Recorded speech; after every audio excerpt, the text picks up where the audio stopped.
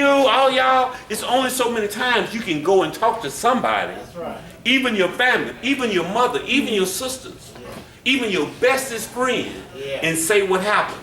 Why? Because after a while, they ain't got but one thing. Leave him. Wow. And you're not at that place right now, so you find yourself lying. Yeah. Everybody in the program is a CDL truck driver. Or they work in the oil field. You know, where he at? Girl, he's in the oil field. He a long distance truck driver. He'll be out for about a month. Because you don't want to say again, he done ran off. So you just make something up, and that sounds pretty good. He's a long distance truck driver. You can't say again, he gone. You know, so you make something up. That's why you need somebody in here, because that's not always the answer. Leave. Sometimes I believe that that's y'all call. That's y'all God-ordained call to go through this. I do. But that's for you to figure out. I ain't saying who you are. Some people, I done seen some couples, that's one right there, them two right there. They went through it, now they celebrating 20 years of marriage. That's just a glassy stage, right? Yeah. Sometimes y'all leave before the miracle happen too. I know you saying the miracle need to show happen this time. Right? But sometimes y'all leave before the miracle happens. Yeah. I've seen sobriety mess up more marriages than addiction did. Yeah. I see sisters stay the whole time through addiction. Yeah. The brother get clean, start trying to take his rightful place in the home. Yeah. And they didn't want a healthy man. Yeah. They didn't want a partner. They wanted somebody they could micromanage and dominate. Right. They didn't want a man.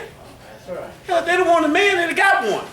They knew you was something, that the dynamics was here. That was what, that's the way they wanted. When you come home and start saying, why you do this right here, there's gonna be a problem. Yeah, for real.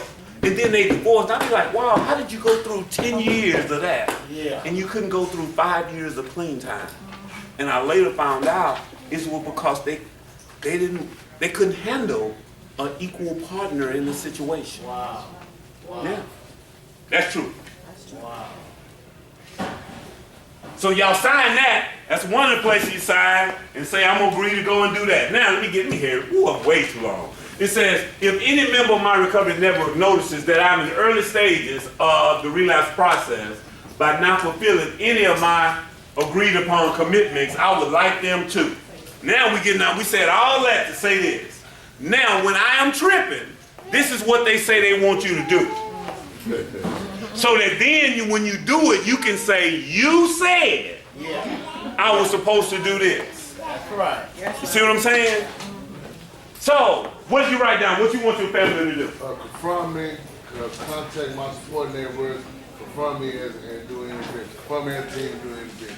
All right. Now, do that mean that you're going to go quietly into the night when they confront you? No.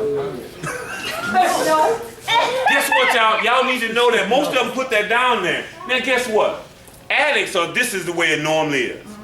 When you confront us, we go off. We ain't going down easy. Then we feel sorry for ourselves, and then normally we comply.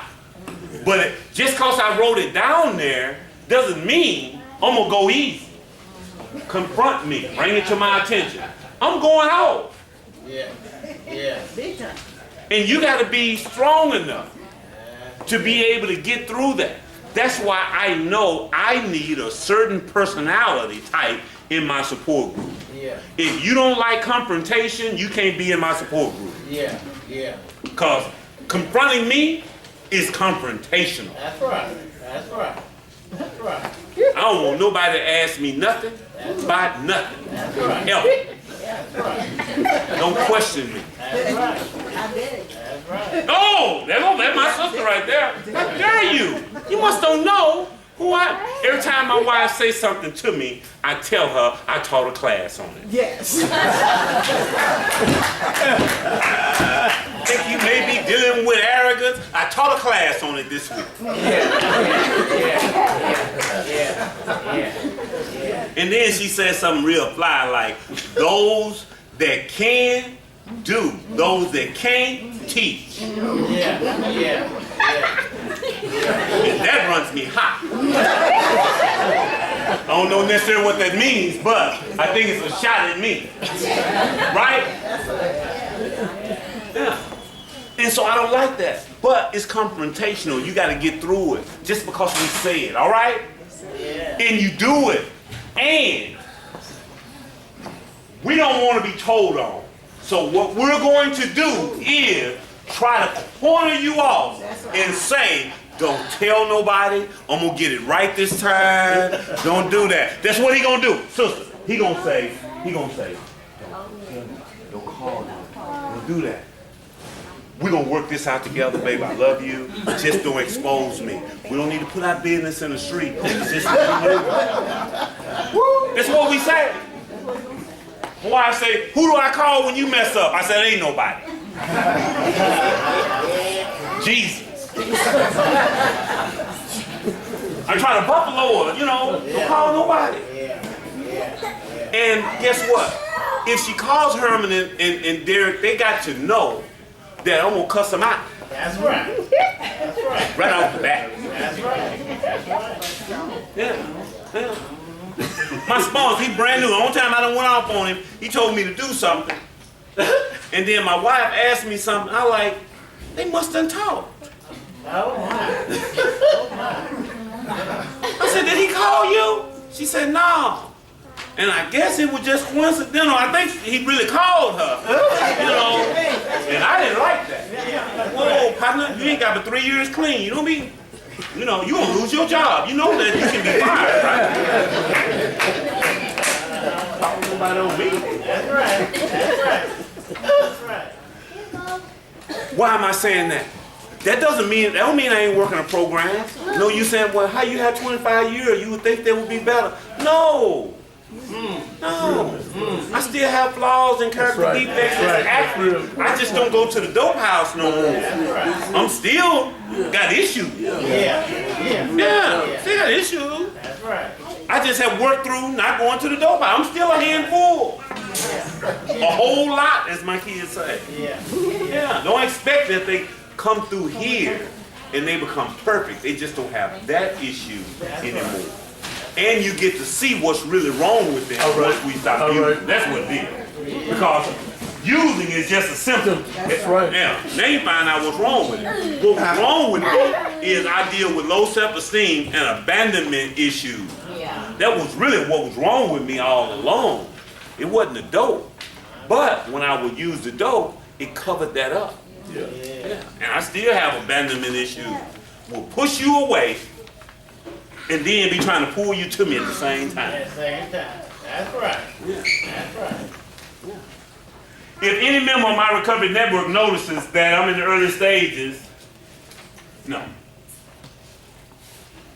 If any individual confrontation does not appear to reduce my reactive denial, I would like my entire network to confront me jointly.